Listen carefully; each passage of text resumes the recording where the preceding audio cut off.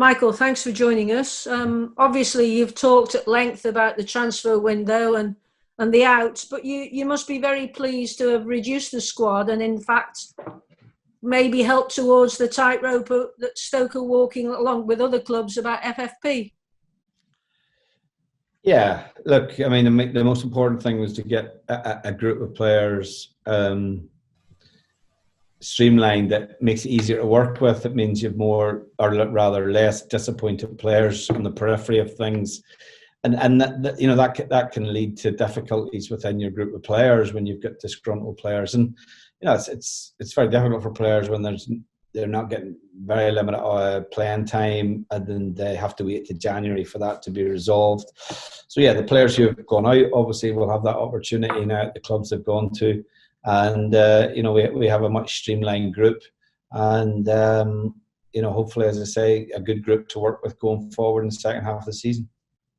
As a former player yourself, and as somebody who may have been left on the bench or not even the bench at times, it's not easy for footballers who aren't playing just to sit, and fans will have a perception that they just take the money and they're happy. But it's not like that when you're a competitive sports person, is it?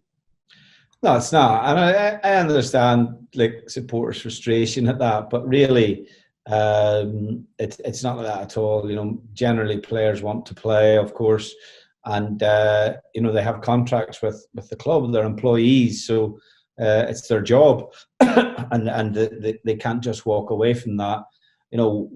What we have as a club, we haven't made it difficult for players to leave the club. If you look at us, we have over 10 players, I think, out on loan, which is an extremely high amount. And many of those players, obviously, the club invested substantially in them. So, that's a situation that may take time to resolve, but it's one that, I think for the club to kick on and progress, we need to continue to progress that situation. Excuse me. You've brought down the age considerably, which is one of the things you wanted to do. But there's also another situation when you get players out or you don't replace players by investing more money. And that is the development of the squad you've got, because you can't have as many players around the pitch, the younger players coming through, if you've got maybe 30 or 40 first teamers all vying for your attention, can you? No, you can. You kind of have to what we've been trying to do really since we came into the club was to almost like reset the club in a way so that we could find a sort of, I suppose, a level that we could progress from. But look, the first priority was to make sure we stayed in the championship, which we did. We then obviously in the window in the summer added some players to the group based on what we were able to do within the rules of financial fair play. What we've been able to do in this window is we've gone for younger players on loan, which we felt we needed, and it's a constant, I suppose, development or struggle a little bit, because we still have a lot of players in the building or still have a lot of players who are contracted to the club. They may be out elsewhere playing on loan, but there's always at times they're out on loan and the club is recouping the 100% of the wages. Sometimes it's less than that. It just depends on the nature of what's on offer for the club and what's on offer for the player. But the most, we're constantly trying to reset the bar a little bit so that we when we have in a position where we can invest in the team again, that we have a much refined squad, a lower cost base than what we've had previously, because we can't just keep investing on top of the previous investments that have been made, because I just don't think that over time we'll progress in that way. There's talk about Ryan Shawcross leaving the club. Is there any update on that? No, I've no update on that. Obviously the window is closed. There is still some markets where the window is open, but Ryan's been in, he's trained all week, so he's fine. The last couple of weeks, we've opted not to put two centre halves on the bench, because we felt that with Nathan and Harry and James starting games, we needed other options from a substitution point of view. So, but Ryan's fit and available, and as I say, ready to be involved in the squad tomorrow. You've had more draws than most, more draws than you'd probably like in the first half of the season. And if you'd have won just half of those games, you'd be third. So you're not far off from being that top six side that you want to be. And no doubt you'll be looking to see ways you can convert those 1 points into 3. And I'm expecting or thinking that maybe this week's training, yet another full week of training, you're really spoilt these days, that you might have found ways to unlock the defences of the opposition.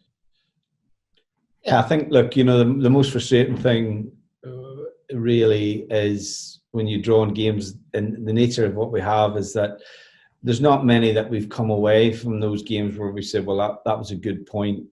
Last week was an example of a situation where it was a good point because we were down to 10 men. Actually, to be fair, in the other situations where we've gone down to 10 men, we've also drawn the game. So that does show that, we've got good character in the group, that the players have been able to deal with that situation, which has been a positive. But equally, you're right, we do feel that there's points that we have, frittered away just because we haven't been able to find that decisive moment or the decisive goal in the game.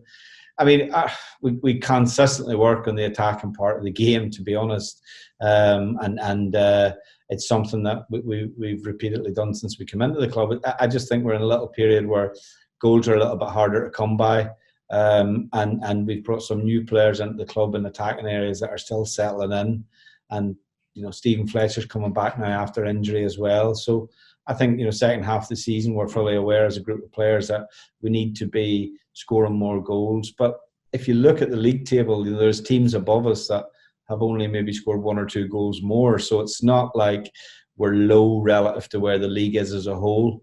We're just we haven't scored as freely in the last 6 to 8 weeks as maybe what we were doing previously.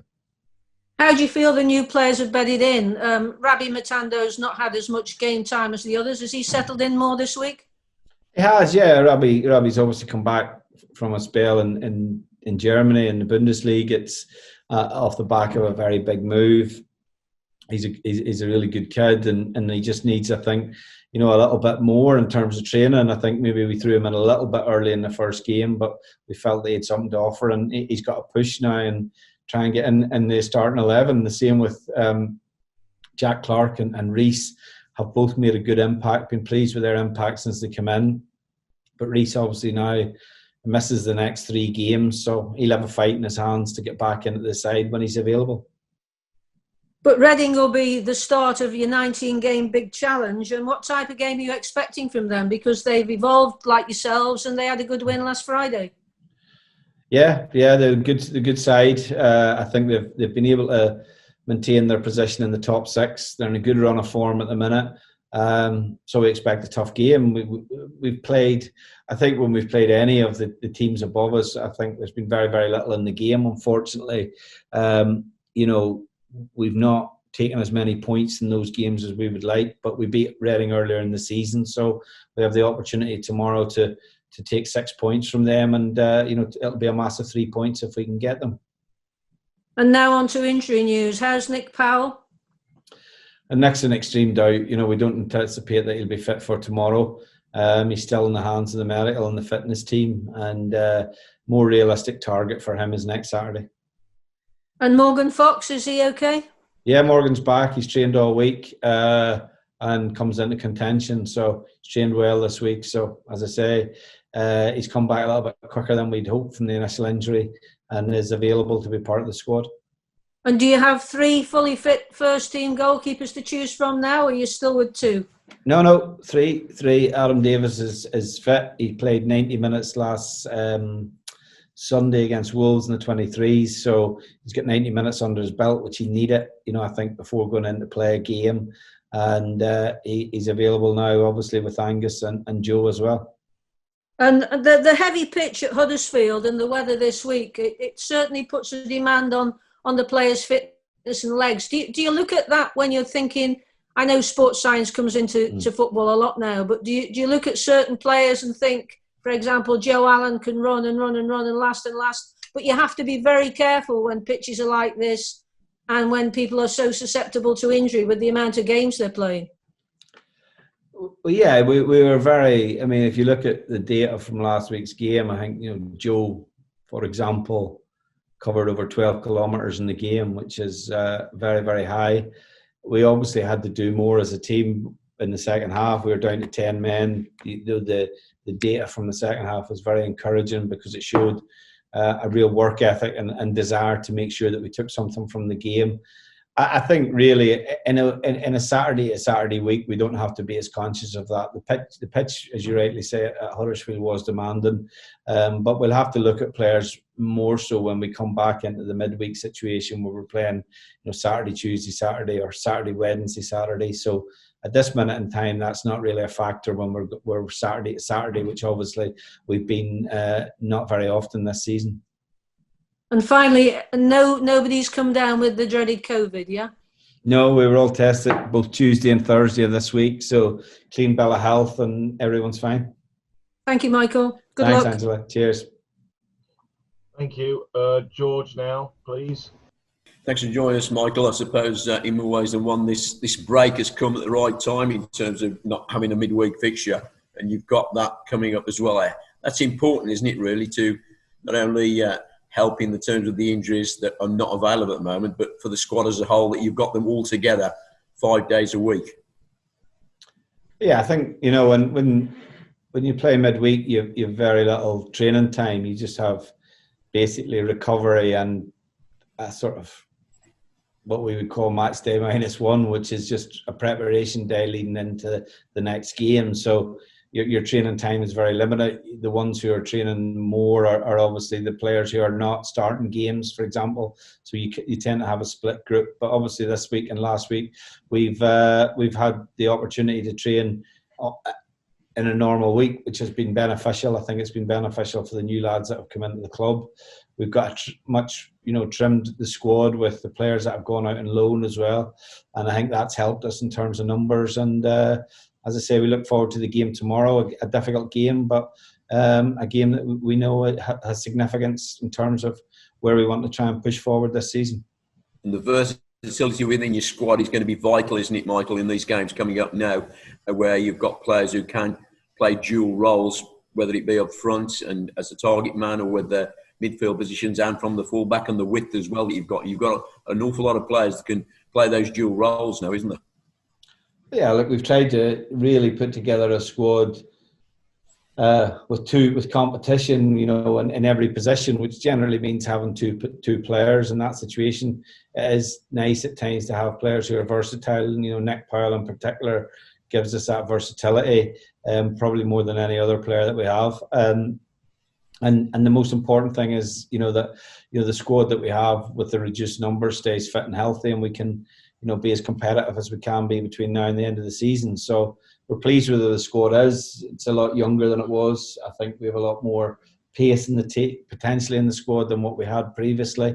And, we need to see that energy, intensity in our play between now and the end of the season, because I think when we've played like that, those are where our best performances have been and ultimately our best results.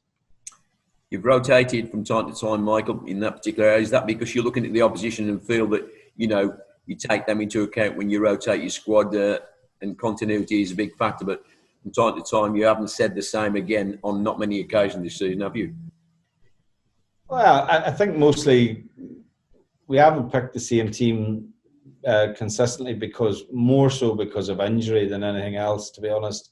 Ideally, it would be nice to be able to name the same starting 11 game after game. I think the Championship's a very difficult league to do that.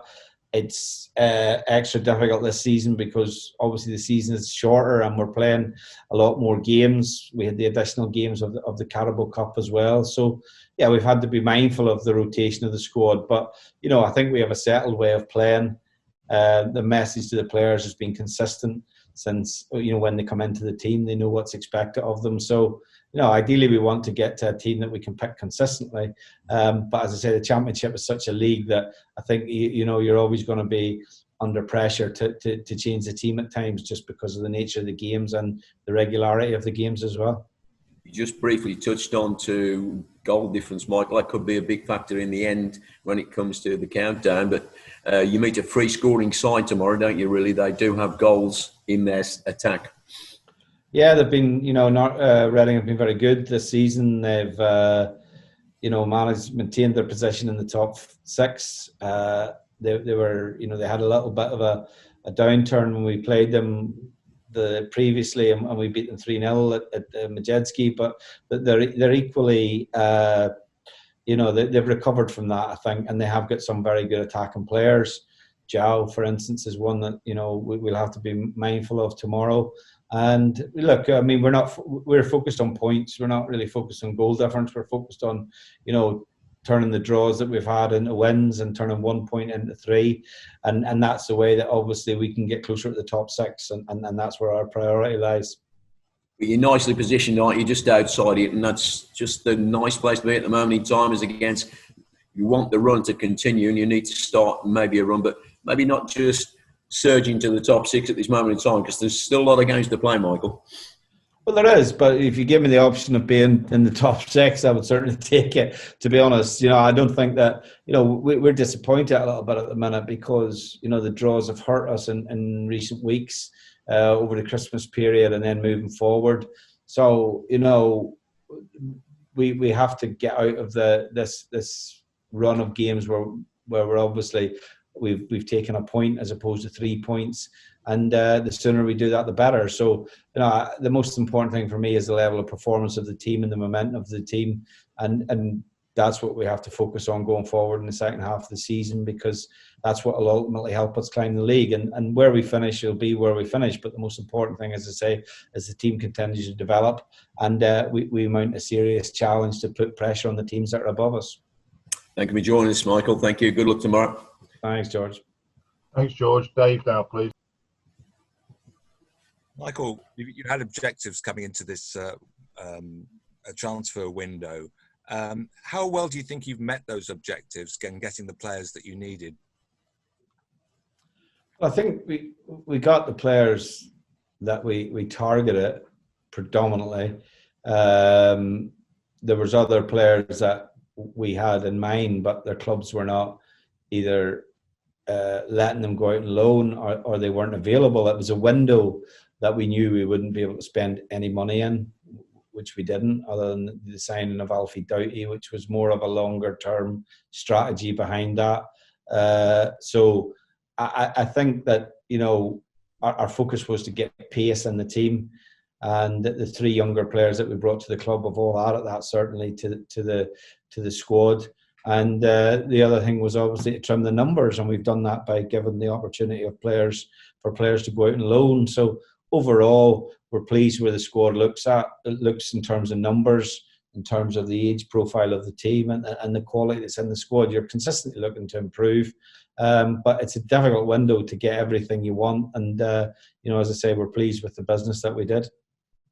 I mean, Reece Norrington Davis certainly sort of epitomises what you talk about, pace and enthusiasm, but he's obviously going to be missing for the next few games. But how do you sum up, what he's already bringing to the club? Yeah, he's done well. I've been pleased with Reece. I think he has to, a big part of his game is playing with that pace and that energy, and he's a very driven boy. But he's a young lad. He's 20 years of age. He just needs to harness that a little bit in terms of his aggression. We saw obviously the situation last week where a bit of naivety in terms of his tackle, and he's been punished for that, and it hurt us as a team on the day. And he's had to reflect on that as well. And now he finds himself out of the team for 3 games, which is never ideal either. But he's a young player with the type of attitude and attributes that we like to see at the club, and we've been pleased with the impact that he's had so far. And obviously a difficult game tomorrow against a tough side. How happy are you with the fitness levels, not only of your players after half a season, but obviously of the players coming in as well? Yeah, I mean, I think there's always that worry when you bring players in, because the reality of the situation is they've not been playing in the first half of the season. Otherwise, their club are unlikely to let them go unless there was substantial money changing hands, which hasn't been the case. So we're pleased. Jack Clark is probably ahead of where Robbie Matondo was when he came in. Reece was different because he was a player who played the first half of the season and had basically switched his loan, so we were able to capitalise on that. And our existing players are fine. I think they're in good condition. The training is excellent. We monitor the training very, very closely in terms of the data and the physical data and the output of the players, and you have to get the balance right between not overloading them and creating injury situations, but obviously making sure that they're fit and ready to play and fresh to play for the games that lie ahead. So, as I say, we're pleased where the squad is at this minute in time.